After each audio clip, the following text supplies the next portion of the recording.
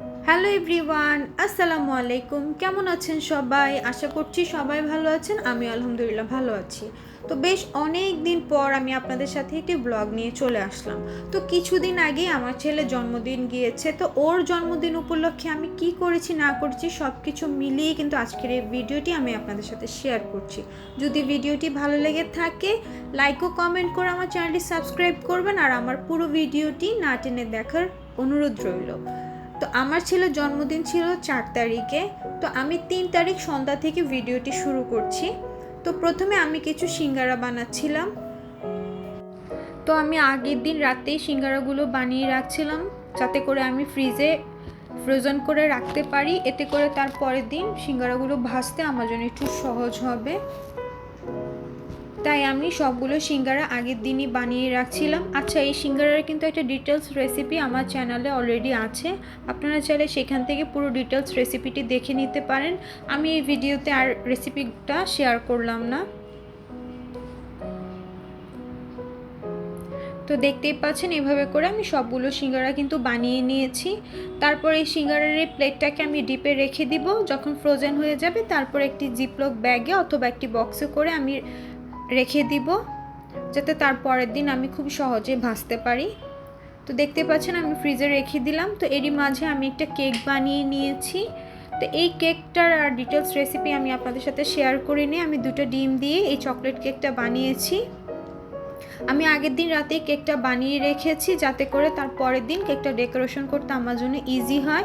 আর আগের দিন রাতে কেকটা বানিয়ে রাখলে কেকটা অনেকটা সময় রেস্ট পাওয়ার সুযোগ পায়, এতে করে কেক কিন্তু অনেক বেশি সফট হয়।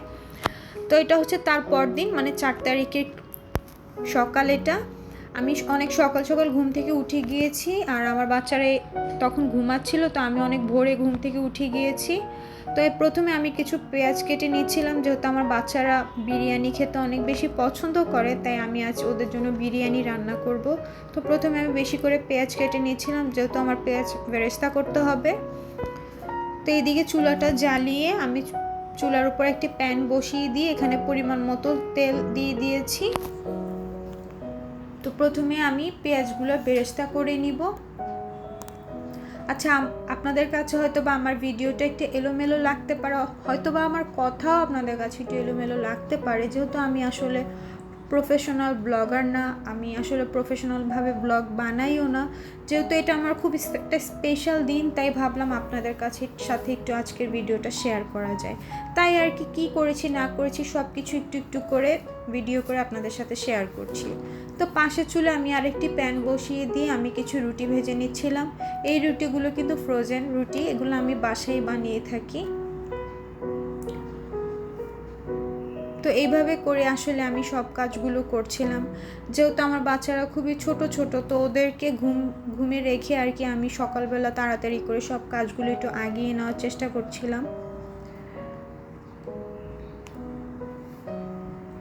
তো আমাদের বাসায় যাদের ছোট ছোট বাচ্চা আছে একমাত্র তারাই জানেন যে বাচ্চাদের নিয়ে কাজ করা কতটা বেশি টাফ হয়। তাই বাচ্চারা যখন ঘুমায় সেই সময়গুলোই কিন্তু আমরা মায়েরা একটু রিল্যাক্সে কাজ করতে পারি, তা না হলে বাচ্চারা ঘুম থেকে উঠে গেলে কাজ করা কিন্তু খুবই টাফ হয়। যেহেতু আলহামদুলিল্লাহ আমার 3টা বাচ্চা, আর ওরা 3জনই একদম ছোট ছোট, দেখা যায় যে সব কিছু ম্যানেজ করা আমার জন্য খুব বেশি টাফ হয়ে যায়। তাই দেখা যায় অনেক সময় আমি ভিডিও আপলোড করতেও কিন্তু আমার জন্য অনেক বেশি টাফ হয়। দেখা যায় আমি রেগুলার ভিডিও আপলোড করতে পারি না, মানে অনেক সময় শ্যুট করে রাখি ভিডিও, কিন্তু এডিট করে আপলোড করা, ভয়েস দেওয়া আমার জন্য খুবই টাফ হয়। আমি দেখা যায় অনেক দিন পর পর একটা করে ভিডিও আপলোড করি, শুধুমাত্র আমার বাচ্চারা ছোট, আমি ঠিকমতো ভিডিও করতে পারি না। তো কথা বলতে বলতে দেখতে পাচ্ছেন আমার পেঁয়াজের কিন্তু বেরেস্তা করা হয়ে গেছে। তো এরই মাঝে কিন্তু আমি বিরিয়ানির জন্য মশলাটা কষিয়ে ফেলেছি। তো এই মশলা কষানোটা আমি আর দেখালাম না। তো আমি যেহেতু বিরিয়ানি রান্না করব, তাই আমি মাংসগুলো একদম ছোট ছোট করে কেটেছি। বিরিয়ানির জন্য আর কি মাংস যেভাবে কাটা হয় ঠিক ওইভাবে করে একদম ছোট ছোট করে আমি মাংসগুলো কেটে এখন মশলার সাথে ভালো মতো কষিয়ে ঢাকনা দিয়ে মাংসটাকে আমি রান্না করে নিব। তো এই বিরিয়ানিরও কিন্তু একটা ডিটেলস রেসিপি আমার চ্যানেলে অলরেডি আছে, আপনারা চাইলে সেখান থেকে দেখে নিতে পারেন। তো এরই মাঝে বাচ্চারা কিন্তু ঘুম থেকে উঠে গিয়েছে, তো সবাইকে ফ্রেশ করে দিয়েছি। তো এখানে আমার ছেলের জন্য আমি আজকে ওর পছন্দের নুডলসটা রান্না করছি। তো ওকে মাঝে মাঝে আমি এইভাবেও নুডলস রান্না করে খাই, আবার অনেক সময় একটু ঝোল করে যেভাবে নুডলসটা খাই সেভাবে করেও রান্না করে খাওয়াই। তো আজকে চিন্তা করলাম যে না, ও যেভাবে বেশি পছন্দ করে ঠিক সেইভাবে করে আজকে ওর জন্য নুডলসটা রান্না করি। তো বাচ্চারা যেহেতু ও যত ছোট, ওর বয়স মাত্র 2 বছর, তো দেখা যায় যে রুটি টুটি ওইভাবে একটা খেতে চায় না, তো একটু নুডলস টুডলস রান্না করলে একটু পছন্দ করে খায় আর কি। তবে খাওয়াতে কিন্তু অনেক কষ্ট হয়, বিশ্বাস করেন। একবার খাওয়াতে বসলে আমি নিজে বিরক্ত হয়ে যায় যে কখন খাওয়া শেষ হবে, অনেক সময় লাগে খাওয়াতে। তো যাই হোক, দেখতেই পাচ্ছেন আমি এখানে ওর জন্য নুডলসটা রান্না করছি, আর পাশের চুলায় তো আমার বিরিয়ানির মাংসটা রান্না হচ্ছে। তা একটু পরপর আমি নেড়ে দিচ্ছি যাতে নিচ থেকে পুড়ে না যায়।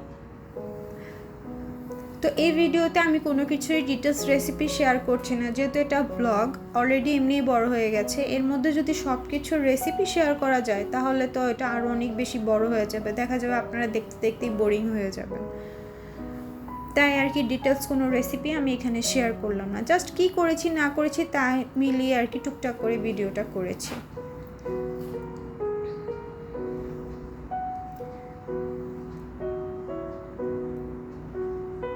তো এখানে দেখতেই পাচ্ছেন নুডলসটা কিন্তু রান্না একদম হয়ে গেছে। তো আমি এখানে চুলা থেকে নামিয়ে নিব। তো নামিয়ে এর মধ্যে ওদেরকে আর কি নাস্তা খাইয়ে দিব। তো খাবারের কোনো ক্লিপ আর কি ওভাবে আমি দেখাইনি। তো এই যে এখানে আমার বিরিয়ানির মাংসটা কিন্তু অলমোস্ট রান্না হয়ে গেছে।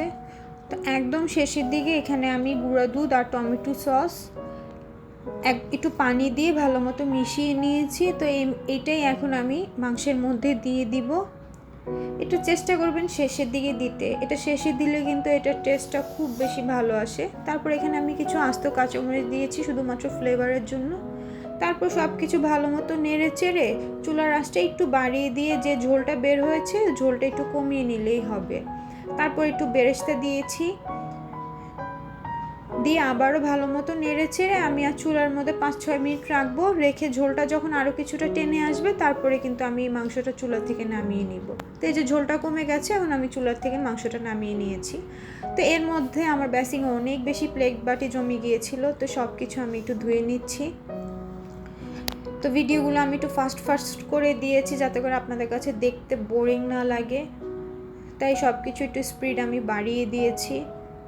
আসলে কি রান্না করার সময় এত বেশি প্লেট বাটি বেসিংয়ে জমে যায়, সাথে সাথে যদি না ধোয়া হয় না, পরে দেখা যায় কি নিজের দেখেই নিজের মাথা ঘুরাইতে থাকে যে আল্লাহ এতগুলো কখন ধুয়ে শেষ করব।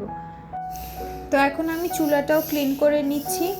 আসলে রান্না করার সময় না চুলা এত বেশি ময়লা হয়ে যায়, তো আমি আবার বারবার যখন চুলা ময়লা হয় একটু পরপর চুলা খালি পরিষ্কার করতে থাকি। আমি না একদম ময়লা চুলায় রান্না করতে পারি না, আমার শুধু মাথা খালি ঘুরতে থাকে আমি কখন চুলা ক্লিন করব। তো চুলা পরিষ্কার করা শেষ। তো চুলার সাইডে কর্নার একটা র্যাক আছে আমার, তো এটাও আমি একটু পরিষ্কার করে নিয়েছিলাম। আসলে এগুলো আমার প্রত্যেক দিনের কাজ, যেহেতু আসলে আমি ভিডিও করি না তাই দেখাই না। তো আজকে যেহেতু ভিডিও করলাম তাই আজকে আপনাদের সাথে শেয়ার করছি। তো সব কাজ মোটামুটি শেষ। তো এখন আমি বিরিয়ানিটা রান্না করে নিব। তো যেভাবে বিরিয়ানিটা রান্না করতে হয় তো সেইভাবে আমি বিরিয়ানিটা রান্না করছি। তো আপনারা অনেকেই হয়তো চাল ভেজে তারপরে বিরিয়ানি রান্না করেন, তবে আমি আসলে এত ঝামেলা করি না। বাবুর্চিরা যেভাবে রান্না করে আমিও ঠিক সেইভাবে রান্না করার চেষ্টা করি। আসলে এইভাবে বিরিয়ানি রান্না করা শিখেছি আমার বোনের কাছ থেকে। আমার বোনকে আমি সবসময় দেখতাম ও এইভাবে বিরিয়ানি রান্না করে, আবার এইভাবে করে ঠিক পোলাওটা রান্না করে, অনেক বেশি মজা হয়। তো ওর থেকে দেখে আসলে আমি শিখেছি।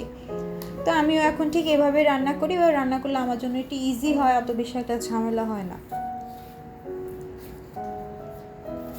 তো এই যে এখানে চালটাও দিয়েছি, তারপর মাংস দিয়েছি, দিয়ে এখানে আমি কিছু কাঁচামরিচ দিলাম, তারপর এখানে আমি একটু কেওড়া জল দিয়েছি, দিয়ে আবারও সব কিছু একটু নেড়ে চেড়ে দিচ্ছি। তারপর বিরিয়ানির পানির মধ্যে যখন একটা বলক চলে আসবে এবং পানি আর চালটা একদম সমান সমান চলে আসবে, তারপর ঢাকনা দিয়ে চুলার আঁচটা একদম কমিয়ে দিয়ে আমি বিরিয়ানিটা রান্না করে নেব। তো এই যে দেখতেই পাচ্ছেন আমার বিরিয়ানিটা কিন্তু একদম রান্না করা হয়ে গেছে। শেষে কিন্তু আমি ঘি বেরেস্তা সব কিছু দিয়েছি, তো সেগুলো আর দেখাইনি। তো এই হচ্ছে আমার বিরিয়ানির ফাইনাল লুক। আশা করি দেখে বুঝতে পারছি আমার বিরিয়ানিটা কত বেশি সুন্দর হয়েছে। আসলে কিন্তু খেতে অনেক বেশি মজা হয়েছিল, আমার বাচ্চারা তো অনেক বেশি প্রশংসা করেছে। ওদের বিরিয়ানি হলে আর কোনো কথাই নেই। তো এর মাঝে আমি ওদেরকে গোসল করে খাইয়ে দিয়েছি, ওরা ঘুমিয়ে গেছে। এখন সবার শেষে আমি খেতে বসেছি। তো এই যে এখানে আমি খাচ্ছি আর আপনাদের সাথে একটু ভিডিওটা শেয়ার করছি। দেখুন আমার বিরিয়ানিটা কত বেশি ঝরঝরে হয়েছে, একদম পারফেক্ট। আসলে নিজে রান্না করছি দেখে বলতেছি না, আসলে কিন্তু অনেক বেশি মজা হয়েছিল। তো অনেকটা সময় আমি রেস্ট করে বিকেলের দিকে আমি আবার রান্নাঘরে চলে আসলাম। তো এখন আমি আমার মন গড়া একটা ডেজার্ট বানাচ্ছি।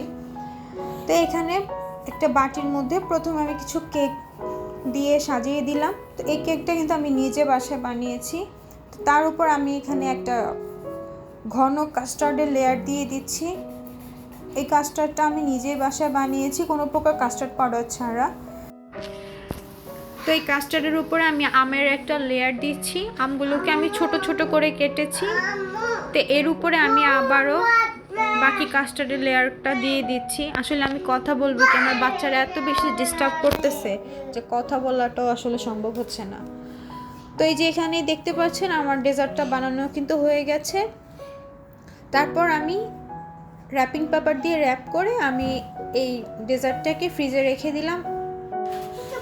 অলমোস্ট ফ্রিজে 1 থেকে 2 ঘন্টার মতো ডেজার্টটা রেখে দেবেন, এতে করে একদম কিন্তু সেট হয়ে যাবে। তো এর মধ্যে আমি জন্মদিনের যে কেকটা, সেই কেকটা আমি বানিয়েছি। কেকটা আমি নিজে ডেকোরেশন করেছি। আপনারা বলবেন কেক সাজানোটা কেমন হয়েছে, প্লিজ আমাকে কমেন্টস করে কিন্তু অবশ্যই জানাবেন। তো এই কেকটা কিন্তু আমি কোনো প্রকার ক্রিম ছাড়া বানিয়েছি। অবশ্যই বলবেন কেক সাজানোটা কেমন হয়েছে। তো এরই মাঝে দেখতেই পাচ্ছেন আমার বাচ্চারা অনেক বেশি খেলাধুলা, দুষ্টামি, কান্নাকাটি সব কিছু করছে। এই যে আমার ছেলে, সবাই মাশাল্লাহ বলবেন আমার বাচ্চাদেরকে দেখে, প্লিজ অবশ্যই কিন্তু মাশাল্লাহ বলবেন। তো এই যে এখানে জেনিফা বার্থডের গান শুনতেছে আর সে নাচতেছে, কি বলবো বলেন। ওরা ওদের মতো করে খেলাধুলা করতেছে আর আমি ভিডিও করতেছি। তো কিছু মুহূর্ত কি আমি আপনাদের সাথে শেয়ার করার, অবশ্যই আমার বাচ্চাদেরকে আপনারা মাশাল্লাহ বলবেন। তো এখন সন্ধ্যা হয়ে গেছে, তো আমি এখন কিছু সিঙ্গারা ভেজে নিচ্ছিলাম। যে আগের দিন যে সিঙ্গারাগুলো আমি বানিয়ে রেখেছিলাম, ফ্রিজে ফ্রোজেন করেছি, সেই সিঙ্গারাগুলো আমি ভেজে নিচ্ছি। দেখুন কত বেশি সুন্দর হয়েছে, একদমই কিন্তু বাবলস উঠে নাই, একদম হোটেলের মতো সুন্দর হয়েছে। আমি বলবো হোটেলের থেকে একদম ভালো হয়েছে খাইতে। তো এখন আমি কেকটা কেটে নিব। তো এর মধ্যে আমার বাসায় আর কি আমার বোনেরাও চলে এসেছে। তো আমি টেবিলে আমি যা যা বানিয়েছি তাই আর কি সাজিয়ে নিয়েছি।